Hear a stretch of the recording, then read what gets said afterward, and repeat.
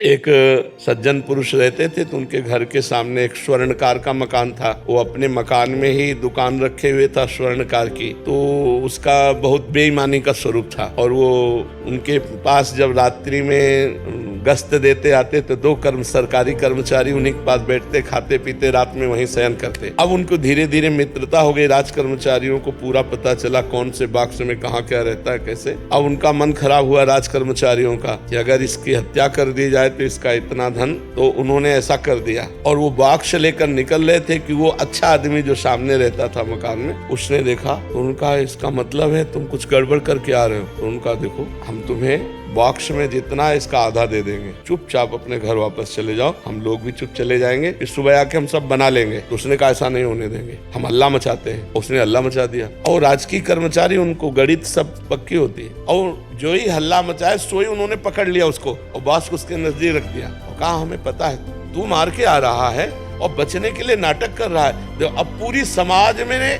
ये बात फैला दी कि इसने स्वर्णकार को मारा और ये बॉक्स ले जा रहा था, हमने पकड़ा इसलिए इसने हल्ला मचा दिया। पूरा केस उल्टा हो गया और सबको 100% समझ में आया ऐसा ही है किसी, और वो चिल्ला चिल्ला के कह रहा है लेकिन उसकी कोई बात नहीं सुन रहा। मुकदमा हुआ, जज के सामने जब खड़ा हुआ हो तो रो दिया और कहा जिसकी कसम खवा लो, यद्यपि मैं फंस चुका हूँ, उनके पास प्रमाण है, मेरे पास प्रमाण नहीं, पर मैं आपसे रो के कहता हूँ मैं सत्य हूँ, इस केस में मेरे द्वारा कोई पाप नहीं हुआ। जज ने कहा कि ठीक है, इसका हम प्रमाण निकलवा लेंगे। वो गए, जब एकांत देखा तो कहा, कहते थे आधा बॉक्स स्वर्ण ले ले तो बच जाता ना, फंसा दिया ना, अब पूरी जिंदगी जेल भोगेगा। और वहाँ डायरेक्ट लगाए हुए थे जिससे उनको सुनाई दे। तो उसने कहा चाहे फांसी हो जाए लेकिन हम इसमें दोषी नहीं है, दोषी तुम लोग हो और देख लेना भगवान तुम्हें दंड देंगे, ऐसी बात। अब जज के सामने तो प्रमाण मिल गया कि दोषी राज कर्मचारी हैं। तो उसने कहा इतने दिनों से मैं जेल भोग रहा हूँ, इतने मेरे दुख और अपमान हुआ,